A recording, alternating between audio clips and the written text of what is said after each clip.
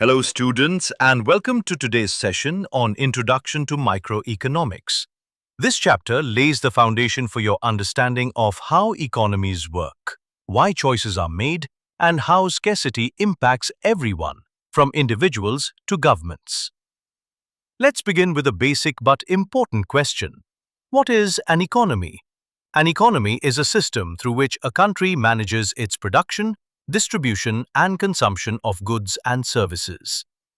It includes people earning income and spending it, businesses producing goods and services, and the government regulating and supporting these activities.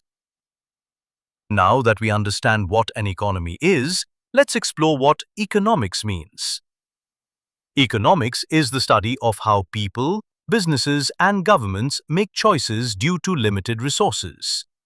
It helps us answer three essential questions: what to produce, how to produce, and for whom to produce. For example, if petrol prices rise, people might shift to public transport. This is a simple economic decision, but it reflects how economics influences everyday life. To understand this better, let's take the example of a simple economy.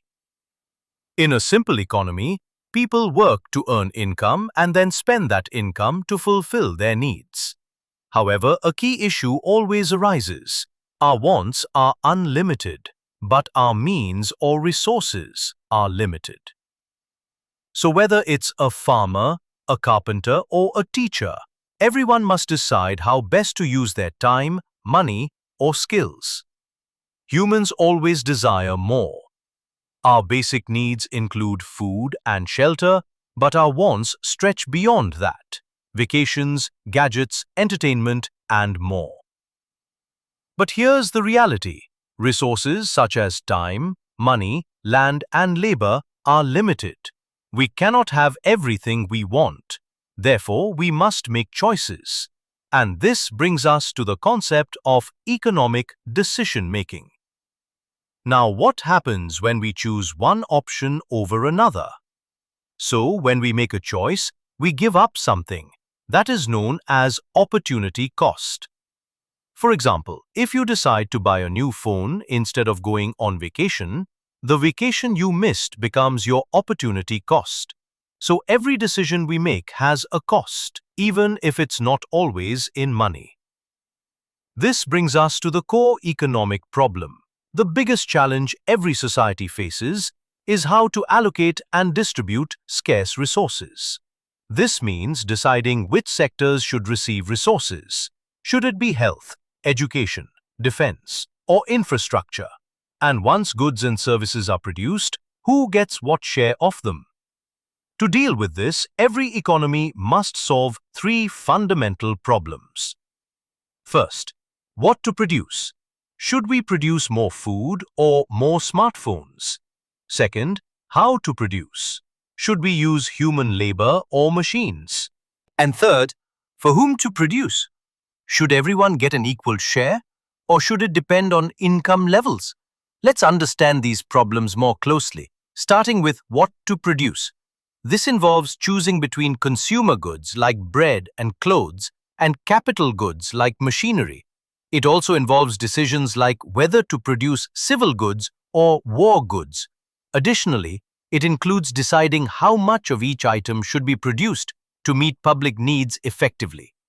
The next problem is how to produce. The economy must decide the method of production. Should it use more human labor, what we call a labor-intensive method, or more machines, known as a capital-intensive method? For instance, a hand loom uses more labor and supports employment, while a power loom uses more machines and improves efficiency. Then we have the question, for whom to produce? This deals with how goods and services are distributed among the population. It depends on two types of distribution. First, personal distribution, which is based on individual income levels. Second, functional distribution, which depends on the role of land, labor, capital, and entrepreneurs in the economy. To visualize these economic decisions, economists use a tool called the Production Possibility Frontier, or PPF. Imagine an economy that produces only rice and cloth. The PPF shows the different combinations of these two goods that can be produced with available resources. It highlights that resources are limited and that producing more of one good usually means producing less of the other. But why is the PPF curve concave or bowed outward? That's due to the law of increasing opportunity cost. Resources are not equally efficient for all goods. Producing more of one good requires giving up more of the other. For example, land good for rice may not suit cloth factories. So as we produce more cloth, we give up more and more rice and vice versa. Let's now understand the meaning of different points on the PPF. Any point on the curve represents efficient use of resources. A point inside the curve means underutilization of resources, and any point outside the curve shows a level of production that is currently unattainable due to resource constraints. Now let's explore how economic activities are organized in different economies. In a centrally planned economy, the government makes all major economic decisions. A good example is the former Soviet Union. Here, the government focuses on social welfare, provides public goods like healthcare and education, and uses price controls to make essential items affordable for everyone. On the other hand, in a market economy, decisions are made by buyers and sellers. People decide what to produce, what to buy, and what to sell based on market prices. Prices play a crucial role. They guide what goods are in demand, what methods are efficient, and who can afford what. Examples of market economies include countries like the United States or platforms like Amazon, where supply and demand drive decisions. But sometimes, markets may not work fairly for everyone. That's why even in market economies, the government intervenes to provide education, healthcare, and protect the environment. Now let's move to two important types of economic thinking: positive and normative economics. Positive economics describes what is. It is fact-based. For example, saying unemployment rose to 6% is a positive economic statement. Normative economics discusses what ought to be. It is value-based. Saying the government should reduce unemployment is a normative statement.